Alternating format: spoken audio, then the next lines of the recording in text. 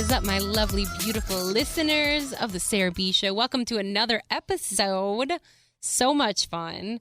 So excited to be here. I feel kind of bad because I was like prepping up how much like I wanted to do video and this and that. It's hard. Like it's really difficult. I'm trying to get the Kick streaming going and it's there. But I have no help today. And then also I have a whole video of the podcast last time, but I edited the audio so much that the video didn't go with the podcast. So there's that with the audio. It's difficult. You know, these things, it's all a learning process and a learning curve. I am aware. I know that. But anyway, we're going to get there. We're going to get there. And that being said, I also look like a mud duck today, so I don't really want to be on camera or have anybody see what I look like right now. You guys would be shocked. I think if anybody saw me right now, you would never listen to this podcast again. You'd be terrified.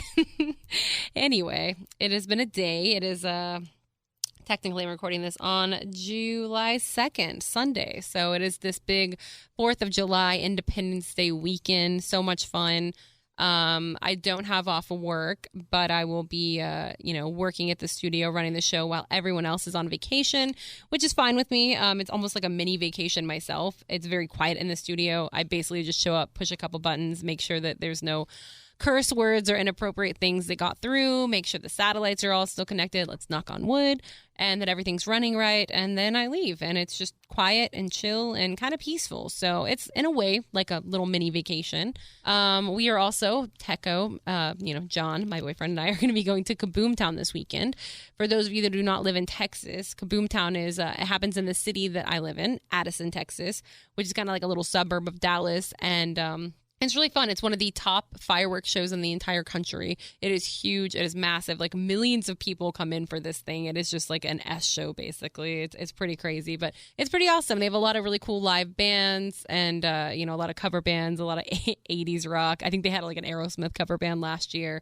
Your super generic, like red, white, and blue margaritas and, beer trucks and food trucks. And they have an air show because we have an airport right beside where it happens, which is pretty cool. And so they have a lot of like old planes that fly over and do cool stuff up there. And fireworks show at the end of the night. It's really, really fun. We kind of go back and forth from there in a bar next door that has a DJ and do like fun shots. And of course, I got to wear my Top Gun uniform that I have, my costume.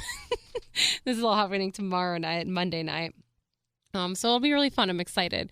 It goes well with the personality right now, or maybe it's just I'm crazy. I don't know. This morning, my boyfriend and I went out for a motorcycle ride, and it was very fun because we had our helmets on, and we have Sena headsets so we can communicate to each other while we're out riding. And I don't know. I always like to go in the front because my boyfriend probably won't listen to this anyway. I call him Sir Stalls a lot because he stalls at that motorcycle so much. I think I've stalled mine once since I've got it, and it was a pretty like reasonable excuse to stall it. Basically, I was trying to get in a door, and I had to like get off my bike, run over, dial in the code, run to my bike, get on, put it in first, go in. Like it just didn't work. But he stalls a lot, and so normally when we ride together, I'd want him to be in the front because I could follow him wherever he wants to go. I'm bad at directions. I don't like leading the way, but he stalled a lot. And so I would almost run into him so many times because he would stall his motorcycle. So he's not allowed to be in first anymore. I'm the leader. And he still makes me a little uncomfortable. He gets very close to me.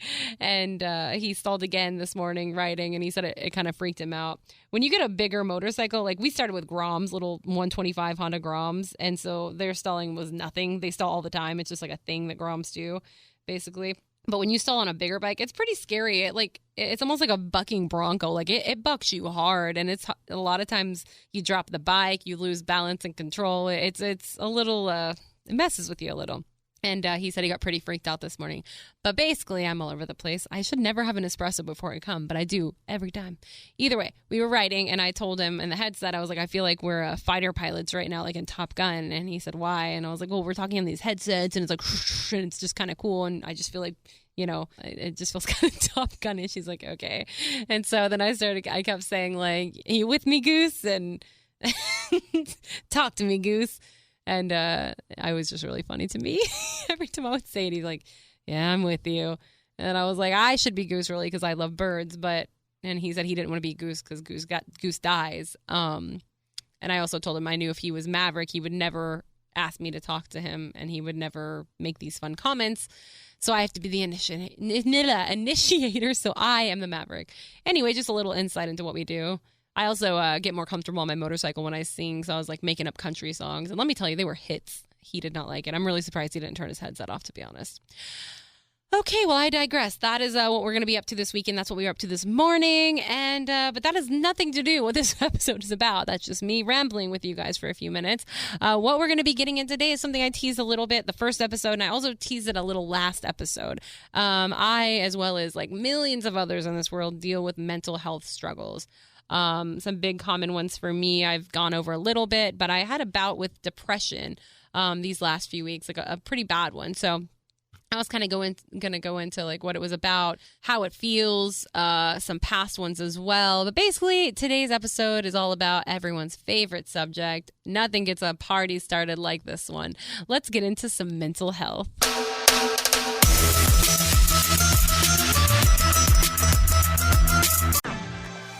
Fala pessoal, eu sou Beto Estrada do Matando Robô Gigante e vim contar quem eu tirei no amigo secreto de podcasters do TikTok. E foi a Camila Fender, do É Nóia Minha. E o livro que eu vou dar de presente bomba no TikTok e agora nos cinemas também. É o Ainda Estou Aqui, do Marcelo Rubens Paiva. É um sucesso, eu tenho certeza que ela vai gostar. O TikTok esse ano fez milhões de pessoas voltarem a ler. Um simples TikTok pode gerar um grande impacto. Descubra livros incríveis e muito mais no TikTok. All right, let's just start right from the beginning, shall we? I was on the phone with my mom on the way to the studio to record this and told her what I was talking about. And I'm like, I want to do an episode about mental health and how serious it can be and go into like some personal details of what I feel. Basically, it'll be like a therapy session to me, and a lot of people can hopefully relate. And the ones that can't or don't know, maybe you can get a little educated from it. But I'm like, how do you make like mental health fun? Like, how do you make it funny and fun? We'll see. It'll be a struggle, but we're going to try it. And my mom was like, do you really think that'll be a good episode? You know, I tried to tell her something I was going to say and she didn't think it was as funny as I did. So we'll see. But basically, I feel like I have my entire life struggled with mental health. And I feel like when I was younger, it wasn't even like a known thing, because I feel like really just in the last like 5 years, maybe 10, probably just like 5, mental health has like really amped up. Like people are finally starting to pay attention to it, doing more studies on it, going to see therapy. Going to therapy more, going to counselors, psychiatrists more, that kind of stuff. It's just becoming a lot less taboo. Back in the day, you would talk about it and people would just think you're crazy and not want to talk to you. Like, you know what I mean? Nobody was ever comfortable discussing it. It was just like, hush, hush, keep that private, keep it to yourself. But it's kind of lost that stigma, which is pretty cool. Like, so many people are talking about it now and putting it out there, and there's so much information.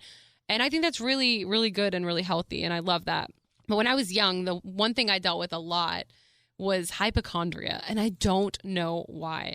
But I know this sounds funny, and this is what I was trying to like tell my mom is funny, because I'm a child and I'm terrified of so many things. Now, this is going to sound so stupid, but like I was so scared of getting sick. I couldn't watch certain things. So my mom would be obsessed with the show ER, like everyone else. Wasn't George Clooney on that? Oh, we're nurses, save everyone.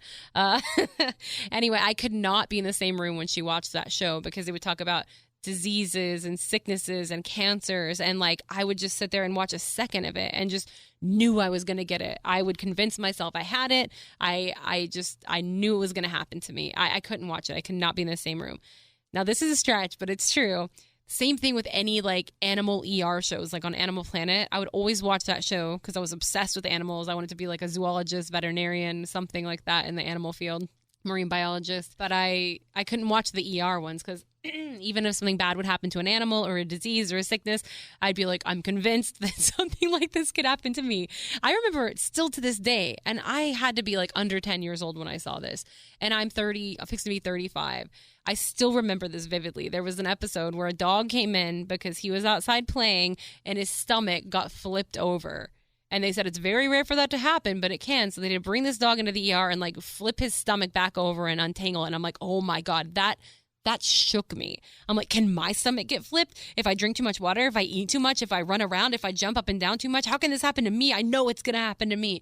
Oh my God, I was terrified of my stomach flipping and getting twisted inside. So much so that I still remember that so vividly. So it was like that kind of stuff. I couldn't watch the news. I remember another ordeal when I was probably under 10 again. It was an older woman in Texas, in Dallas, talking about some skin-eating bacteria or disease that she had, and she was showing her arm, and it was like this flesh-eating virus. So like it ate all of her flesh, so her skin was just hanging down. And I was like, oh my God, that's in Dallas. I'm going to catch that. Like my flesh is going to get eaten. I'm going to just wilt away. I'm going to die before I even become an adult. And I was serious. Like this stuff would mess with me so much so I couldn't even like be comfortable as a human. Like I just couldn't even like live comfortably. I would be thinking about this stuff constantly. And I know it kind of sounds funny saying it out loud, but like I cannot even explain to you how absolutely miserable it was. It consumed me. It's all I thought about. And this is the exact one I told my mom, and she's like, do you really think that, I mean, that isn't really hypochondria. That's not really mental health. But basically when we would drive by a hospital when I was younger, and there was even one instance, I remember my mom and dad were taking my brother and I to Monster Truck, Monster Jam, and we were driving by a hospital, and I held my breath. I would hold my breath every time we would go by a hospital because I thought I would catch something. Now, that is the dumbest thing I've ever even heard, saying it out loud myself, but it's 100% true. That's how bad I was. And it's transferred. It's transferred to throughout my high school. It's transferred to an adulthood. Like, and it kind of comes in sporadic waves, if that makes sense. High school, I felt it a lot, and I dealt with like all this stuff, like just thinking I was gonna die. You know, I could be just like driving my car down the road, and like all of a sudden my heart races, and I feel like I can't breathe, and I start having like a panic attack, and it was just crazy how that kind of stuff happens. And another thing that always freaked me out, like more than anything, was throw up. Vomiting. If I saw anybody vomit, if I heard anyone, if I knew somebody had a stomach virus, oh, that was my absolute number one biggest fear, because it was so common. It happened all the time, and you would 100% throw up, and I hated it. Oh my gosh. It was like my biggest fear to get that or to be around anyone that had it. I could not handle it. It's just it's so bizarre to even think about. It really is. And, honestly, I've been pretty good the past 10 or so years. I think I've kind of outgrown that a little bit. This is super morbid. The way I would deal with it when I was in high school, I would have to calm myself down by thinking, okay, what's the worst thing that could happen? You would die. You would get something, it would go all wrong, and you would die. But then when you die, you don't have to deal with this anymore. You don't have to deal with the suffering, the fear, the pain. You would move on and go to something better after, and you wouldn't have to deal with this anymore. So the worst that can happen is you die, but then this will be over. And that would calm me down, and I could breathe again, and I could move forward. That sounds so dark, right? Like that's some high school stuff I'm dealing with. And man, you know, people have to find whatever works for them. And this is before I knew I really had an issue or a problem. I didn't go to a therapist or a counselor, and I should have. You know, I feel like again, that's the thing. This was like what, 2003, maybe 2002, that whole time period. And when this wasn't really as talked about. Now in this day and age in 2023, if somebody is dealing with that, you would know instantly. Go to see somebody. They'll get you figured out, talking about it or dealing with it somehow. Medication, you know, whether it be light or if you believe in that. There's just so many different ways now that you can go about doing this stuff that would have maybe made it way easier. But that was my way of dealing with that. And the triggers that can make you feel these things, because I'll get into it, but I also deal with anxiety and depression, which I feel like everyone does. I feel like when somebody says that, you're like, yeah, you and everyone else, because it's true. People deal with it in different ways and different levels. You know, some people have it way worse, but it sucks. But you can definitely get triggered. And I know I hate that word because, I don't know. Mental health is such a weird thing. There's so many people that don't even believe it exists, and that's kind of crazy. And then you know, say the word trigger, and everybody's like, you're woke, and it just causes a big divide and goes into politics. It's just, the world is so weird now. It's a very weird place. But basically, there are things that can like trigger it, or if you don't like that word, make it flare up, you know? And I wasn't really aware of this until it was probably when I got off cruise ships. So I was already dealing with trying to adjust back to land life and not having any friends, getting a job here, trying to get my money together and get my own place again, and a place of my own and my own stuff. And it was just, you know, it was a lot of stress. And I picked up a book by one of my favorite authors, and y'all are going to make fun of me. It's John Green. He is like a young adult writer. I don't like anything too serious. He's very easy to read, and he's very much like I don't know. I love the way he writes. It makes me happy. It's just simple and it makes me feel good. And I'm not going to explain it anymore. I love John Green, okay? But his most recent book he came out with, well, I guess second most now, was called Turtles All the Way Down. And it was about a girl that had some mental health struggles and her story. And I was like, it's John Green. It'll be great. Oh my God.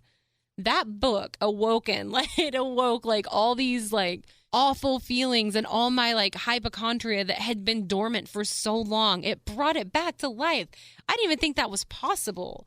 It was like this girl in there that she would like have a cut on her finger and she kept like reopening it and thinking germs were going to get it and she was going to die. So she'd pour like, antibacterial soap in it and had all these OCD habits. And like, I can't even remember now. I tried to put it out of my head and I don't want to remember because I don't want it to flare up again. But it messed me up for a good year or two after that.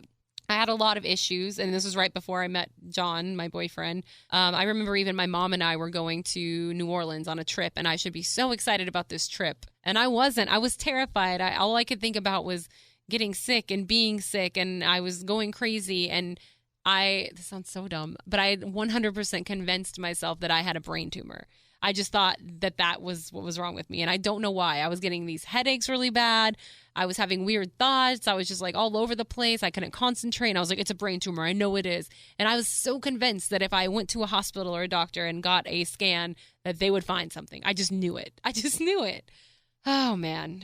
Life is crazy. And the thing is you can convince yourself of. And then you have everybody telling you, you need to calm down. If you sit there and keep thinking you have one, you're going to manifest it and you will get one. And I'm like, well, shit, now I'm definitely going to get one if I don't have one already. Like, it was miserable. Sonha em fazer faculdade, mas tem medo de não dar conta? Calma, escuta só o recado da Rebeca Andrade. Brilha sem medo. A universidade é o seu lugar, sim. E a Estácio tem soluções que provam isso. Acredita, eu também sou aluna. Viu só? Agora aproveita que os cursos estão a partir de R$ 129 por mês. E inscreva-se em estácio.br. Brilha sem medo. Brilha com a maior do Brasil. Enquanto você escuta seu podcast favorito, que tal dar uma olhada nos looks da Riachuelo para as festas de fim de ano? Brilhos, transparências, vestidos, conjuntos, temos tudo para todos os eventos. Aqui, toda festa começa com look.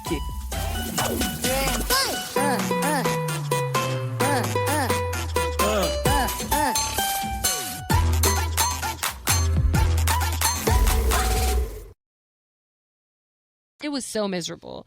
And I still dealt with that like the first probably 6 months to a year, maybe 6 months of having my boyfriend. And I was trying to hide it from him and stuff because I didn't want him to think I was crazy, and he wouldn't understand. And it was difficult. So I think the hypochondria went dormant again, probably mid 2019, maybe 2020, which is great because then COVID happened. And honestly, if I was dealing with that when COVID was happening, I don't know if I would have made it. So lucky for me, that kind of went dormant again. And that's the scary thing is I know now that I feel fine. The hypochondria has gotten way better, but I, in my heart, know that it's not gone. I know it's still there lying dormant and I know something could awaken it at any time, bring it back. And I don't want that. I don't need that. There's so many triggers like that. So I will never read that book again, Turtles All the Way Down. It probably wasn't even that bad, but something about it triggered me. And I know they're coming out with a movie of that book too soon, and that is a struggle for me because I really want to see it. I love the John Green books, and I love it when he turns them into movies. They're great, like The Fault in Our Stars and my favorite, Paper Towns. But basically, I don't know. I don't know if I should see it. There's another weird one I watched recently, and I only watched half because it was messing with me so much, and it is called Beau is Afraid. Handle with Care. It's a 3-hour movie. I was an hour and a half in. I was like, I got to stop. This is really messed up. And I actually kind of think it's a metaphor for mental health struggles and mental issues. It didn't really make a lot of sense. It was just kind of crazy. So that's why I was like, yeah, maybe I should stop this for a bit. So yeah, it's fun time. So like I said, another thing I deal with is anxiety. I always worry about what's to come, what's going to happen. I think everybody kind of has a little bit of that in them, but mine's definitely gotten worse over time. And depression. Depression for me really started in high school. And the best way I can describe it is just having a great life. Everything is awesome. You have a great support system. You have a happy life. Everything in your life is good. You're not dealing with any real problems. You have hobbies. You have things that you're passionate about. You have a great, like I said, support system, friends and family around you. And it doesn't matter. You still have this pit of dread, like deep in your stomach. It's the best way I can describe it. Like, almost like a black hole there that's like sucking the happiness out. It's like draining it out of you, and there's nothing you can do. And you literally sit there and think to yourself, like, why am I feeling this way? You know, everything is great. There's nothing bad. There's nothing I'm dreading coming up. I don't have any stresses right now. Like, you really try to go through everything it could be, and it's nothing. It's nothing. And you just feel this pit of just like despair. It's so dark. It's really miserable. I did go on antidepressants for a little bit through that time period. I think right after high school, I tried a couple different ones, and it's hard. You know, it made me feel better for a little bit, but it's hard because you also can't drink with them. And at that age, I was like, you know, it was high school, and then I also went on them again, like 22 or something, 23 maybe. I don't know. It's difficult. I haven't been on them for a very long time. I weaned off of them, and I'm trying to control it myself. But there's definitely things that bring it back. Like I said, certain things you watch or read. Alcohol is a big one. That's a struggle for me because I don't think I have a drinking problem by any means, but I love to go out to patios. I love to have cocktails on the weekend, sometimes Thursday nights, because it's like, woo, Thursday night, turn up, early Friday. You know, it's just fun, especially during like the hot season, go out and have a margarita. And like my problem with drinking, if there was any, is I don't know when to stop, because I'll have one or two. It's super fun. And then you want to keep it going. And then everybody keeps buying drinks and you just don't know how to stop. That's always my problem. You think I'd learn after so long in so many bad situations. But everyone knows alcohol is a depressant. It does not help the moods. And so for somebody that's dealing with the depression, is not smart to drink probably as much as I do. But I do it, and I know it's a bad thing, so it kind of sucks.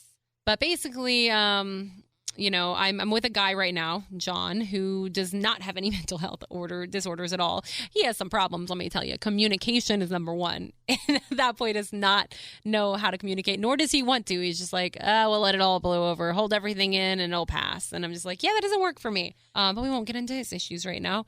Basically, he has no mental health issues. He's never been around people with mental health disorders at all. So he doesn't really know how to handle it at all. He doesn't know how to handle emotions, yet he got with a cancer. That's me, who has like the most emotions of anybody in the world.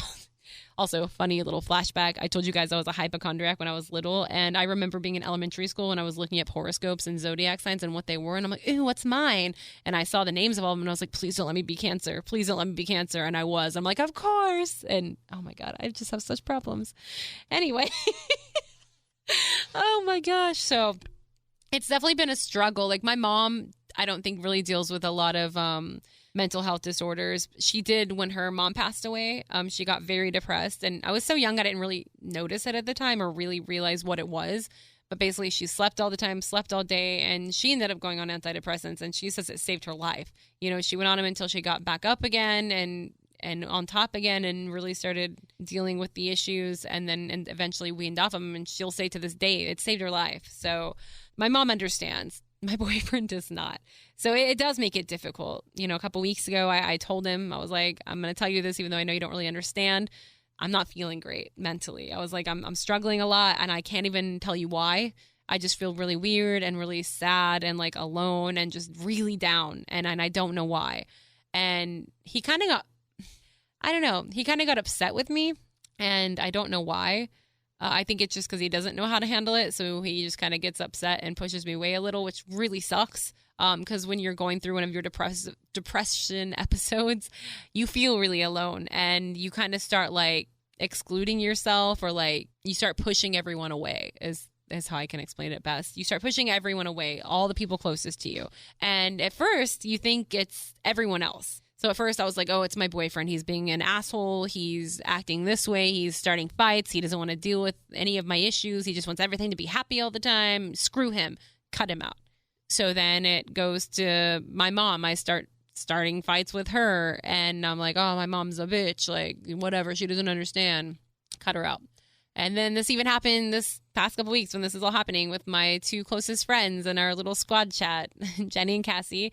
I first started thinking Cassie was mad at me, and I've told her this now, because she was like being shorter, and she was just busy, probably whatever. But I didn't even ask. I didn't say like, is everything cool with us? Like, is whatever. I just assumed that something was going on. So instead of bringing it up or saying something like I should have, I just started being short with them, like completely, to the point of just like not even responding in our group chats when we talk constantly. Nothing. I cut them out.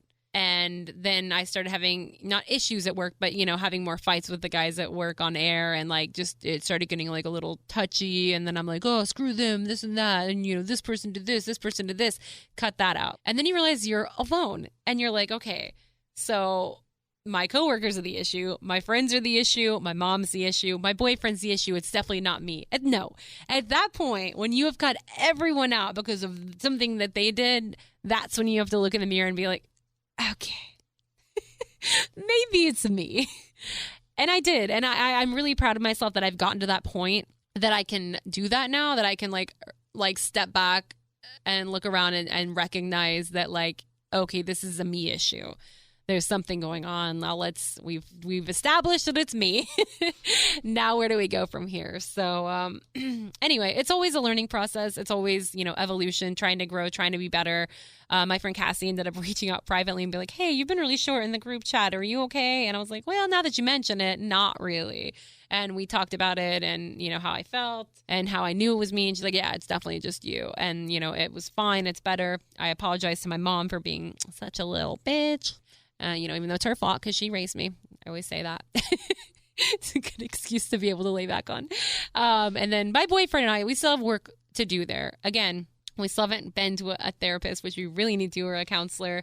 We're just completely different people in that aspect. It's very difficult. We really need to see somebody about this, and we can maybe work on it a little better. Because I'd like somebody to talk to. I'd like to have a significant other that was there for me when I had these struggles and went through these moments, instead of just starting a fight so he can push me away and not have to deal with it. It sucks. I love him, and that's just his way of doing things. And I also don't want to smother him with all the emotions in the world, because he's not that kind of person either.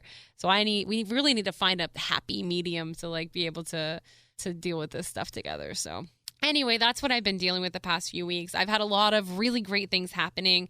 It's almost scary too. I always found myself a pessimist, because I would think if too many good things are happening, something bad's going to happen. And I still have that in me a little bit. When a lot of great things start coming my way, I kind of flinch a little. I'm like, oh, what's happening? I'm waiting for the bad. I'm waiting for it to all drop. I'm waiting for the other foot or the other shoe to drop or whatever. That's how I start feeling. So it's been great the last few weeks. Things have been so good. The podcast numbers have been awesome. People are really seeming to enjoy it. Things are going well with it. I've gotten another month of sponsors. So thank you, by the way, for everybody that listens to my ads, because, I apologize, but I'm also making money, which is exciting.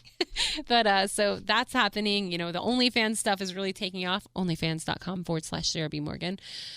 Once again, no nudity on there, just some little sexy stuff, and it helps me with bills and all that. So yeah, that's been taking off a lot. Vacation is coming up, happy moments, just a lot of good stuff is happening. And that's why I don't know why I've been feeling so down. I really don't. It's almost maybe it's too much, too much good. You need to come down a little.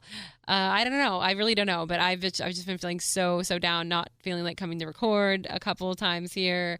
Just, I slept a lot. That's another thing I notice is when I get in my depression moods, all I want to do is sleep. So I'll get home from work. I'll get my birds out because I have to. Even they annoy me. When my birds are annoying me, it's a bad thing. And then I go to sleep for 2 or 3 hours. So it's rough, but luckily there are some things that help. Again, staying away from alcohol is a big one. Exercise. A lot of people, my boyfriend specifically, says that he doesn't believe endorphins work for him. He can work out, he can run a 5K, do whatever, and he doesn't get any kind of adrenaline rush or burst or happiness and nothing. I think he's broken. We need to send him back, get him replaced. But I live off of endorphins. Oh my God, I can do a 10-minute workout, and the surge of endorphins I feel is real. Everything affects me very hardcore. It always has. It's weird. But basically, not drinking, working out, and a healthier diet really do help. And, it's easy to be like, well, if that helps, then just keep doing that. You never have to worry about it again. Cool. But you know how it goes. God, laying on the couch watching TV sounds way better than working out. Alcohol is fun. Eating bad is awesome.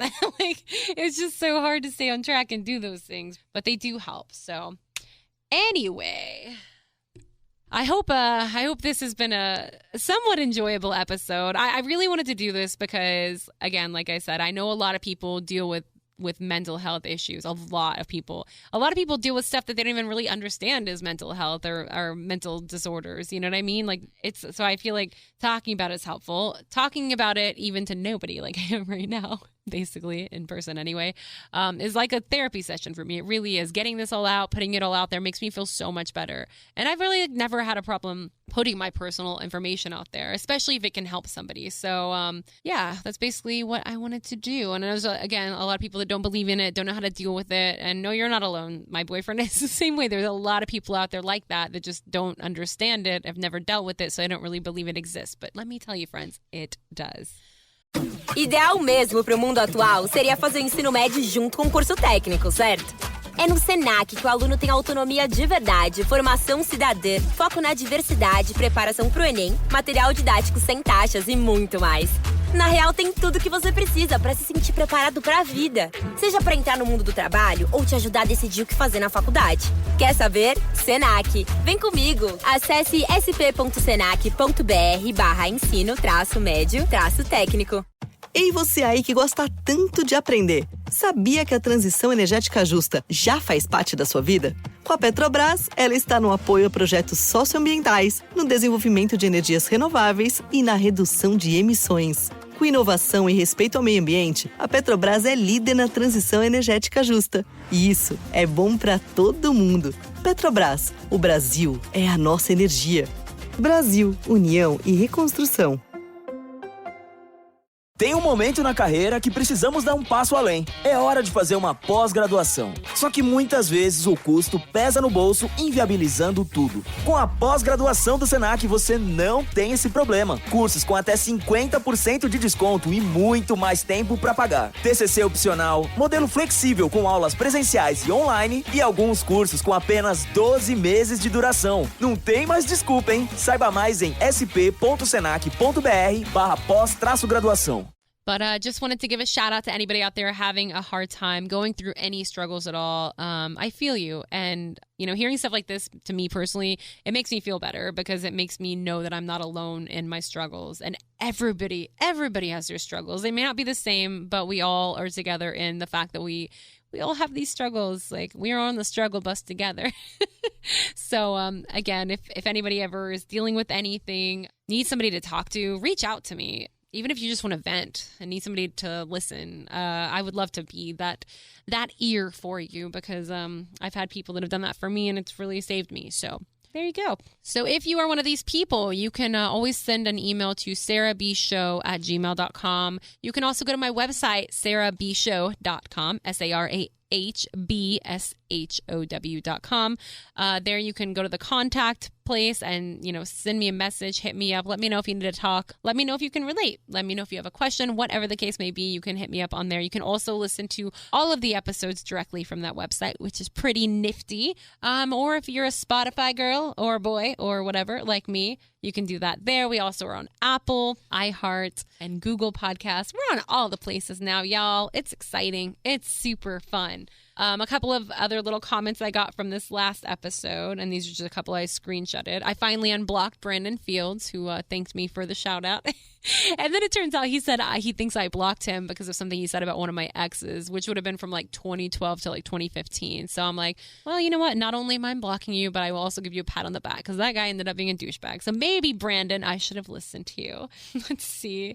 I got a message from Jason saying, just wanted to tell you, you're doing great. Though the intro music to me is like nails on a chalkboard, LOL. And it's so funny you say that, Jason, because I, again, just got that off like some royalty-free rub site, and I wanted something nobody else used, and I saw like Arab trap music. I'm like, that's cool. That's totally like in my wheelhouse because I literally listen to that stuff. But just know I kind of share the same sentiment as you. I was reading that to El Teco the other day, and I was like, this guy is not wrong. Like, it's making me feel nails on the chalkboard. So I need something new. Any suggestions, you guys can let me know. I need to invest in something. Like, I downloaded Rock Band, but I downloaded something. I think it's GarageBand. Rock Band, that's the video game, of course. And tried to make my own, but it's really difficult. But yeah, again, if you guys have any suggestions on anybody that makes good podcast intro music or something, any ideas, I'm open to them. So thank you for that. Another quick one here before we go from Misty. I am dying at the Jellyfish and Taco Bell shout out. Only time I've ever asked a taxi driver to pee on me. Loving the podcast. Thank you so much. Yeah, those stories are so fun. I appreciate that. I've gotten a lot of requests actually to do full episodes of more travel stories like that. So I'm definitely going to do that. I didn't want to bombard you guys all at once. So thank you guys for all the messages, and you guys are just great. I love it so much. So again, thanks for listening. Once again, if you guys ever want to reach out to me, please do. I'm always here to be a shoulder for you to lean on or cry on or whatever the case may be. I'm here for you guys. I understand, and I love you all. I hope you all are having a wonderful 4th of July. Actually, this will be released on 4th of July. So happy Independence Day. Happy birthday, America. And there you go. Red, white, and blue, Star-Spangled Banner, beer, PBR, grilling, whatever. Don't drink and drive. I don't even know what I'm talking about anymore. I love you all, and I will see you next time on the next episode of The Sarah B. Show. Mwah.